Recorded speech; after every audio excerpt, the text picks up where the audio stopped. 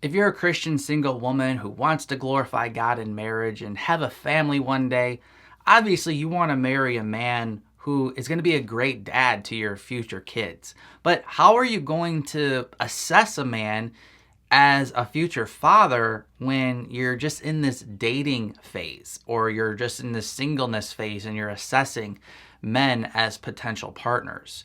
Now, it's true that we don't know the future, and you could marry a guy who checks all the biblical boxes, you do everything right, and he just ends up falling into sin later on and isn't a great dad. So, I'm not saying that you can always know or that relationships don't come without risks. But it is also true that usually if you have eyes to see, there are red flags that will indicate that a man is probably not going to be a great dad. And there will be green lights that show that this man probably will be a great dad one day. So in this video, we're going to talk about 5 things you should be able to see when you're assessing a man for a marriage partner so you can have a family together one day. Number 1, he will probably be a great dad one day if he wants to be a great dad one day. Don't ever think that you can change a man. A lot of women think that I just need to marry him, I'll work my charm, he has potential, I will make him into the guy I really want him to be. And that's just a mistake. Rather, you want to marry a man who wants to be the man that you also want him to be. I'm not saying that you need to marry a guy who has everything together. None of us reach that place until we are in glory. But a Christian man and a Christian woman will be showing evidence of their true salvation by wanting to improve, by wanting to do what the scriptures say, and seeking to be sanctified towards that. This is true when it comes to marriage and parenting as well.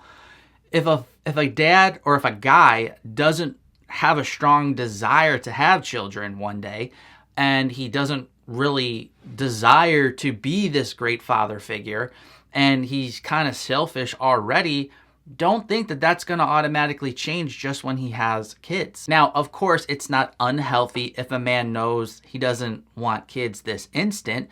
Maybe he would prefer to have kids later on.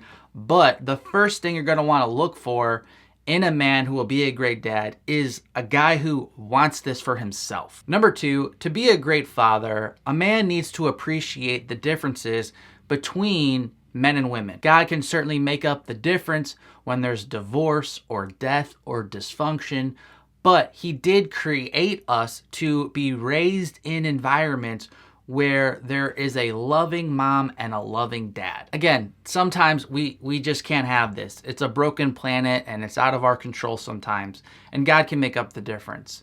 But if you want to try to create this environment for your future children, you both, mom and dad, need to be able to appreciate the differences. A child needs a mom who is not a dad and a dad who is not a mom. Both are unique roles that partner together and complement the full picture that God wants to create for the child. A lot more needs to be said, and this is really kind of goes beyond the scope of the focus of this video. But big picture, what you really need is a woman who is feminine and wants to be feminine, and a man who is masculine and wants to be masculine. Number 3, if he already has a regular devotional time for himself, that's a good sign he'll end up being a great dad. To be a great dad, he doesn't need to be a better Bible teacher than the mom, to have superior Bible knowledge than her. He doesn't need to, have the qualifications of an elder or a pastor. He needs to be providing a spiritual environment where his family can grow in the Lord. He needs to take responsibility for that and lead in that area. Thus, when assessing a man to see if he's capable of doing this, the best thing you can do is just look at his own life right now.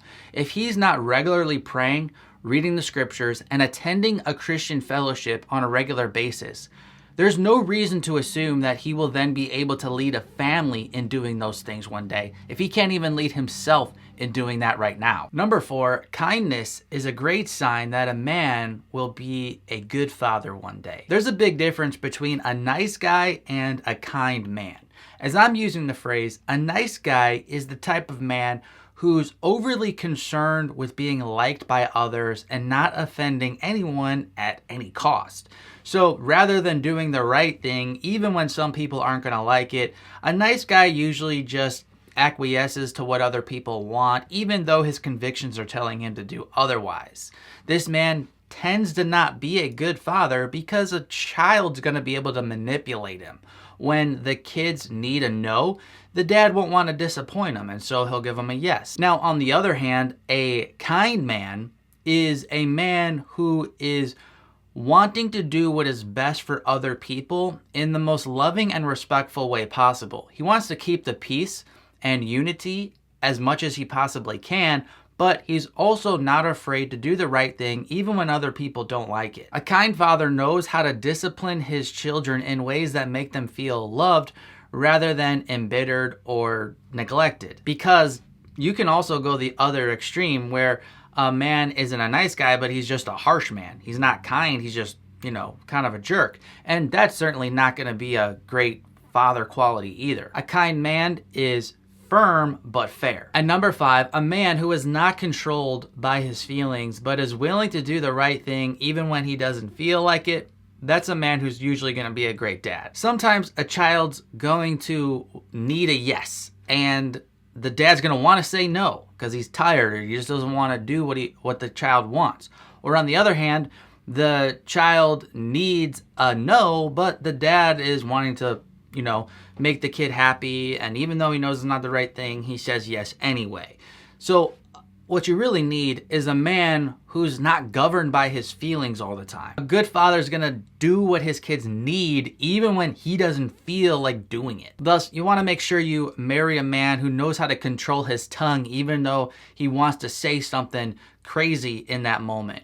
You want to marry a man who knows how to get up and go to work even when he doesn't feel like going to work. You want to marry a man who can make decisions with his mind rather than his current emotional state. 1 Corinthians 6:13, be watchful, stand firm in the faith, act like men, be strong. A thumbs up's a great way to support this ministry and help this content spread to other people who might need to see it as well. I'm Mark from ApplyGodsWord.com. I'll see you at the next video. God bless.